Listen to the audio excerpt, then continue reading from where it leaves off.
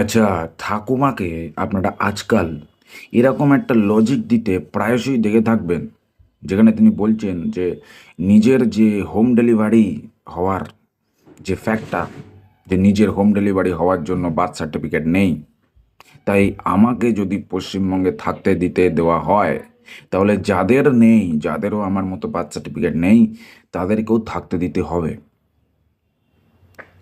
তো এই ব্যাপারে আমি ঠাকুমাকে বলছি যে ঠাকুমা, দেখুন, এক্ষেত্রে তো বার্থ ইয়ারটা সিগনিফিকেন্স রাখে নাকি? আপনার জন্ম সেই 1955 সালে। আপনার বয়স কত? 70 বছর।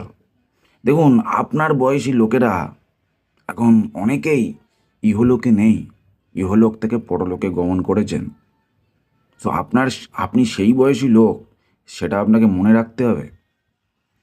এবং আপনার যে 1955 সালের জন্ম, সেই সময় বার্থ সার্টিফিকেটের যুগ ছিল না, সেই সময় সেই চল ছিল না হাসপাতালে।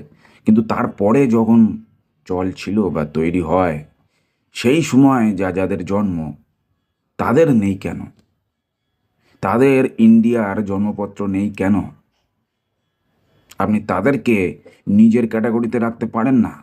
আপনার বয়স অনেক বেশি, সেই জিনিসটা মনে রাখতে হবে আপনাকে।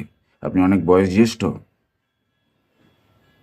তো নিজেকে এই কম বয়সী লোকের যে গোষ্ঠী, সেই গোষ্ঠীর মধ্যে আনার চেষ্টা করবেন না ঠাকুমা।